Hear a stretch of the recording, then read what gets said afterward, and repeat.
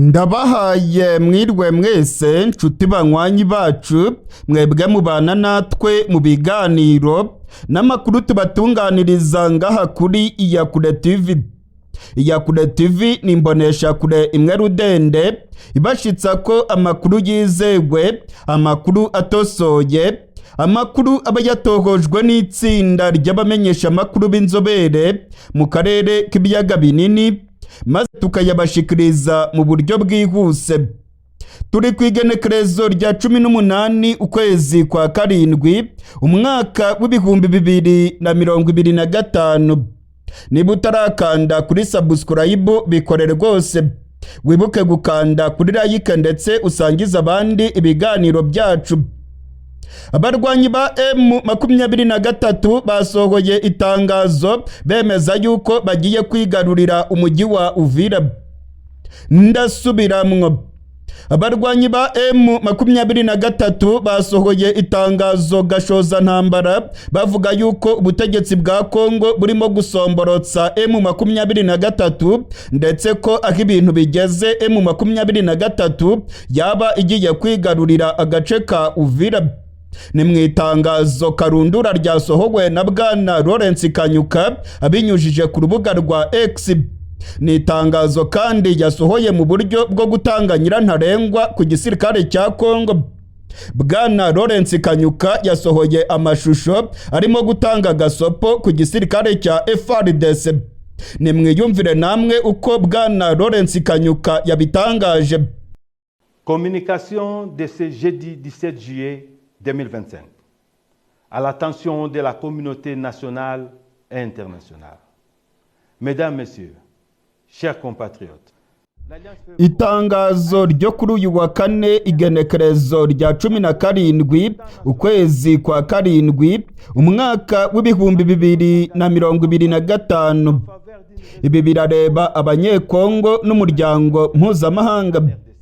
Bagabo namwe bagore, bavandimwe banyekongo, ihuriro AFC M23 riramenyesha abanyekongo n'umuryango mpuzamahanga ko nubwo twagaragaje ubushake mu gukemura ibibazo biri muri Kongo mu buryo bw'amahoro, ubutegetsi bwa Kinshasa bukomeje ibikorwa byabwo bya gashoza ntambara kandi bibangamiye ibiganiro by'amahoro birimo kubera i Doha.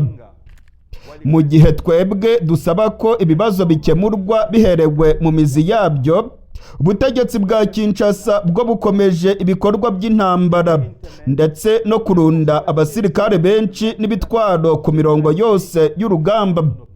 Ubutegetsi bwa Kongo burimo kurunda abasirikare benshi mu bice bya Shabunda, mu bice bya Zimbira, mu bice bya Bunyakiri, mu bice bya Mwenga, mu bice bya Mingazi, mu bice bya Pinga, muri Warikare ndetse na Rubero.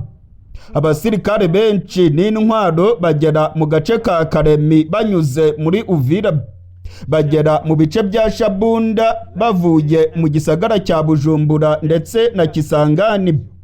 Hashize icyumweru ihuriro ry'ingabo za Kinshasa bagabye ibitero byinshi ku birindiro byacu. L'armée burundaise, au mépris des leçons de l'histoire, a une fois de plus sombré dans les erreurs du passé en envoyant un bataillon de 520 soldats en direction de Shabunda. Igisirikare cy'u Burundi kirengagije amasomo y'amateka, none cyongeye kugwa mu mutego n'amakosa nk'ayo cyaguyemo mu bihe byashize. Ubungubu igisirikare cy'u Burundi cyongeye kohereza ibatayo y'abasirikare 520. Babohereje mu bice bya Shabunda bakomeza berekeza mu bice bya Bukavu. Igisirikare cy'u Burundi kandi kirimo kurunda ibitwaro byinshi biremereye n'abasirikare benshi mu kibaya cya Rusizi.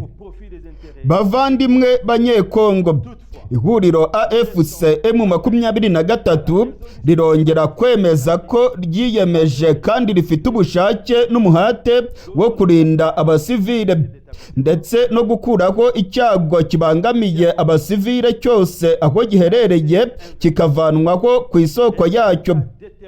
Ntiduterwa ubwoba n'ibikangisho n'ubutegetsi butatowe bw'abicanyi bwa Kinshasa bwirengagije amahoro ku bw'inyungu z'abanyamwigendaho. Twebwe turacyabona ko ikibazo cyakemurwa mu mahoro nubwo ubutegetsi bwa Kongo bukomeje kwanga ko hajyaho ingamba zo kurema icyizere kugira ngo ibyo twiyemeje bibe byagerwaho. Malgré les refus du régime de Kinshasa d'honorer sa part des mesures d'établissement de la confiance. Iri mumaze kumva rero ni itangazo ry'abarwanyi ba M23 bigaragara yuko bafite umujinya mwinshi. M23 muri iri tangazo ryayo iravuga yuko ubutegetsi bwa Kongo bumaze igihe bugaba ibitero ku barwanyi ba M23 ndetse nk'uko mumaze kubyiyumvira Bwana Lawrence Kanyuka yarakaye cyane, aravuga yuko M23 nayo igiye gutangiza ingamba zikomeye zo kuvanaho ibyago byose aho biherereye. Muri iri tangazo kandi Bwana Lawrence Kanyuka arongera kuburira cyane igisirikare cy'u Burundi. Nk'uko mwabyumvise Lawrence Kanyuka abyivugira, ubu ngubu abarundi benshi barimo kujya muri Kongo kandi ngo barimo gufatanya na FARDC birengagije ibyababayeho. Mwumvishe ko Lawrence Kanyuka yavuze yuko abarundi birengagije isomo ry'amateka none bakaba bakomeje kohereza ibatayo y'abandi basirikare mu bice bya Shabunda. Aya mateka rero yerekana yuko abarundi bagiye babona ayimbwa yaboneye ku mugezi mu bice bya Kivu y'Amajyepfo. Murabyibuka ubwo M23 yakubitaga abarundi mu gace ka Minova. Murabyibuka ubwo abarundi bakubitwaga ku kibuga cy'indege cya Kavumu. Aya mateka rero niyo Bwana Lawrence Kanyuka arimo kwibutsa igisirikare cy'u Burundi, akababwira yuko birengagije amateka none bakaba bongeye kwita kuri Songoye, barimo kohereza abasirikare b'u Burundi mu bice byegereye imirongo y'urugamba aho ngo bagomba guhangana n'abarwanyi ba M23. Nta kabuza rero intambara yoyo yanutse. Intambara karundura niyo igiye kuba mu buseruko bwa Kongo. Nk'uko nagiye mbibabwira, ibiganiro bya Doha biragaragara yuko birimo kugonga urukuta. Abarwanyi ba M23 muri iri tangazo ryabo baravuga ko ubutegetsi bwa Kongo bukomeje kuzana amananiza ndetse ngo FARDC ikabikomeje kugaba ibitero kuri M23. Ibingibi rero birashyira habi cyane aya masezerano ndetse n'ibiganiro byagombaga kubera hariya i Doha mu gihugu cya Katari, nubwo Leta Zunze Ubumwe za Amerika zirimo gushyira igitutu ku barwanyi ba M23 n'ubutegetsi bwa Kongo ngo bemere bashyire umukono ku masezerano. Nk'uko nabibabwiye ku munsi w'ejo, Masadi Burosi, uyu nguyu ni umujyanama wa Perezida Donald Trump ku bibazo bya Afurika. Masadi Burosi ari Doha mu gihugu cya Katari, arimo gushyira igitutu ku butegetsi bwa Kongo na M23 ngo bashyire umukono ku masezerano y'amahoro. Gusa impande zombi zirimo kuganira ntabwo zirimo kumvikana. Abihweza ibya politike rero bakabona yuko Leta Zunze Ubumwe za Amerika zirimo gushaka kubasinyisha amasezerano y'agahato, amasezerano y'igitutu ndetse n'agatuza ka Leta Zunze Ubumwe za Amerika. Gusa ariko ku rubuga rw'imirwano ho ntabwo ariko ibintu bimeze. Intambara irimo gututumba kandi M23 yatanze gasopo yuko igomba kwigarurira ibice byose ndetse ikarengera abasivile barimo kugirirwa nabi n'ihuriro ry'ingabo za FARDC. Amakuru dufite aremeza ko kuva mu gatondo k'irigenekerezo rya 18 amakamyo menshi atwaye abarwanyi ba M23 yagaragaye mu bice byegereye umujyi wa Uvira. Ndetse urwamo rw'amasase rurimo kumvikana mu micungararo y'igisagara cya Uvira. Birakekwa ko M23 ariyo yatangije imirwano muri kariya gace. ku munsi w'ejo kandi abasirikare b'u Burundi babonye ayimbwa yaboneye ku mugezi ubwo Koloneli Ladislas Manirakiza w'igisirikare cy'u Burundi yagwaga ku rubuga rw'imirwano hafi y'umujyi wa Uvira. Ku munsi w'ejo kandi abacancuro barenga 8 ba FARDC nabo baguye ku rubuga rw'imirwano hafi y'umujyi wa Uvira. Ibi byose rero bikerekana yuko intambara yanutse ndetse ko FARDC na M23 bagiye gukocorana noneho mu buryo bwa nyabwo. Nyuma yaho M23 isohoye iri tangazo, amakuru dufite aremeza ko ibiganiro bya Doha nabyo birimo kugonga urukuta. Kumvikana byananiranye. Leta Zunze Ubumwe za Amerika nazo zahagurutse ziravuga yuko abarimo kumvikana bagomba gusinya byanga bikunda, ariko ntabwo M23 irimo kubikozwa. Ibyo kuganira Doha muri Qatar rwose byananiranye, ndetse amakuru arimo kutugeraho aremeza ko ubungubu ari bw'intambara ya nyayo igiye gutangira mu burasirazuba bwa Kongo. Intare za Sarambwe zigiye gukocorana na FARDC mu buryo bweruye.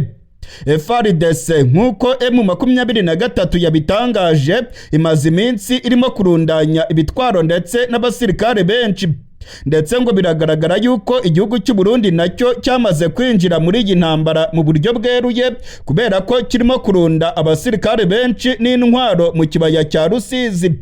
Hari amakuru avuga yuko abasirikare b'u Burundi baryamiye amajanja ku mipaka y'u Burundi biteguye kurasa kuri M23 mu gihe yaba yigaruriye igisagara cya Uvira. Amakuru kandi akemeza yuko General Neva w'igihugu cy'u Burundi yamaze kumvikana na Perezida Tshisekedi wa Repubulika ya Demokarasi ya Kongo ko igisirikare cya FARDC n'igisirikare cy'u Burundi bazakoresha ubutaka bw'u Burundi n'ikirere cy'u Burundi maze bakagaba ibitero ku barwanyi ba M23 cyane cyane muri Kivu y'Amajyepfo mu bice bya teritwari za Mwenga ndetse na Uvira. Ibintu ntabwo byoroshye rero, kuko ibirimo kugaragara byose birerekana ko intambara karundura ariyo igiye kongera kuba mu buseruko bwa Kongo. M23 yamaze gutanga gasopo ku butegetsi bwa Kongo, ndetse biragaragara yuko M23 yabigiye kwigarurira umujyi wa Uvira. Ntabwo ari ibintu bisanzwe ko Bwana Lawrence Kanyuka atanga nyirantarengwa maze agafata video agashyira ku mbuga ngurukana bumenyi. Yaherukaga kubikora ubwo M23 yigaruriraga umujyi wa Goma ndetse n'umujyi wa Bukavu. Nibwo yagaragaye muri za video afite umujinya mwinshi arimo kuvuga yuko bagiye kubohora umujyi wa Goma ndetse na Bukavu. Mu bakurikiranye neza iyi video Bwana Lawrence Kanyuka yashyize ahagaragara, mwabonye ko arimo kuvuga afite umujinya kandi yatunze urutoki mu kirere. Ubwo yarageze ku gice kivuga yuko M23 izarinda abasivile, yabivuze afite umujinya mwinshi, ndetse mwabonye ko yatunze intoki mu kirere avuga yuko bagiye guhagarika FARDC ndetse bagahagarika ibyago byose bibangamiye abasivile aho biherereye ku isoko yabyo. Muri iyi video abahinga mu guhinyanyura iby'amavideo baravuga yuko Bwana Lawrence Kanyuka yari afite umujinya, ndetse bakavuga yuko bigaragara yuko M23 yarakajwe n'ubutegetsi bwa Kongo n'igisirikare cya FARDC. Nta kabuza iringiri ni itangazo gashoza ntambara. FARDC nayo yiteguye guhangana na M23, ndetse abahinga mu by'intambara baravuga ko intambara ya nyayo ari bwo igiye gutangira muri Kongo.